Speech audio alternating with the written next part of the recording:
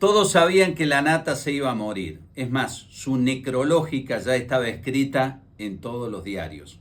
Era una cuestión de tiempo.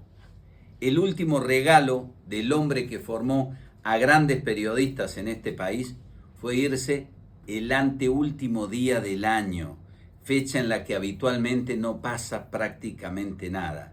Así nos regaló la oportunidad de decir algo en nuestro trabajo. El último mensaje de la nata antes de partir.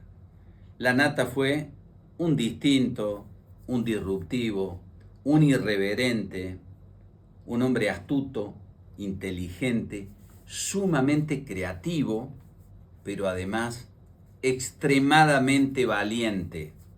Extremadamente valiente. La nata tuvo los huevos que no tienen muchos en nuestra profesión. Y para mí fue el número uno.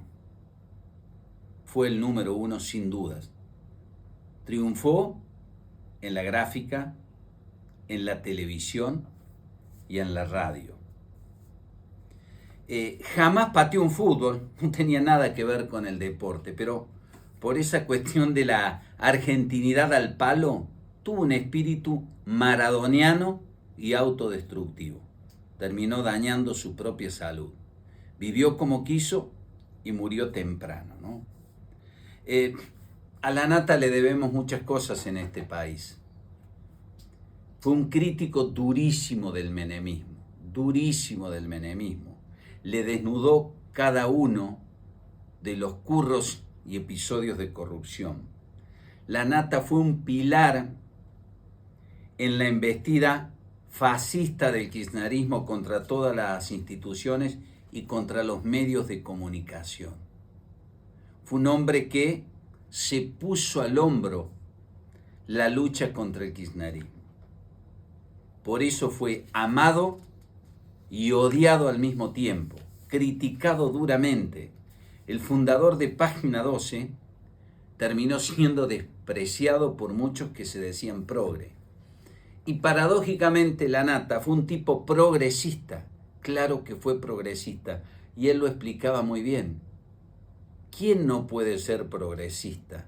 Pasa que aquí se terminó prostituyendo el concepto de progresismo. ¿Quién puede estar en contra del progreso de la gente, de la mejora de la calidad de vida? Por eso solía decir, cuando yo escucho algunos discursos del kirchnerismo, explicaba la nata, no puedo menos que coincidir. Pasa que después en la práctica hacen todo lo contrario. La nata señalaba, al final los únicos que progresaron fueron ellos, porque la gente se empobreció. Crítico del menemismo entonces, acérrimo luchador en la defensa de la independencia de todos los poderes contra el kirchnerismo, le hicieron la vida imposible. Cristina llegó a ponerle, para hacerlo fracasar, a jugar a River y a Boca los domingos a la noche, un fin de semana cada uno, para que perdiera audiencia. Y ni así pudieron. Fueron con la ley de medios, la nata ya en Clarín, bancó los trapos. Alguien le preguntó alguna vez de qué lado estaba y dijo, estoy del más débil, porque lo otro era directamente el poder. Reitero, se ganó el odio de muchos, pero hasta el último día de su vida cuestionó no solo de pico, sino que con investigaciones periodísticas, la trama de corrupción que destruyó este país.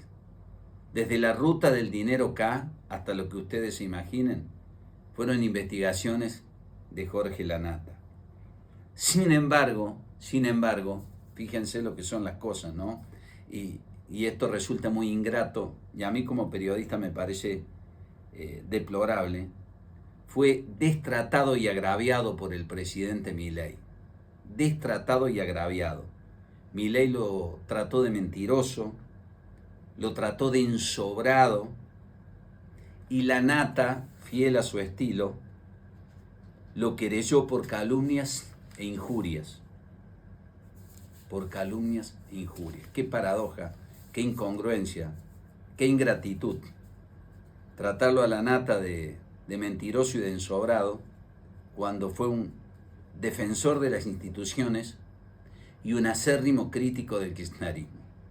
Pero Milei no se bancó ni siquiera una crítica de la Nata y lo trató de corrupto. Y yo quiero decir esto, más allá de la crónica improvisada que estoy haciendo. Cuando un periodista se lleva mal o tiene cortocircuitos o problemas con todos los gobiernos, vean, es muy buen síntoma. Es muy buen síntoma cuando un periodista no es sumiso y no es domado por el poder. Es muy buen síntoma.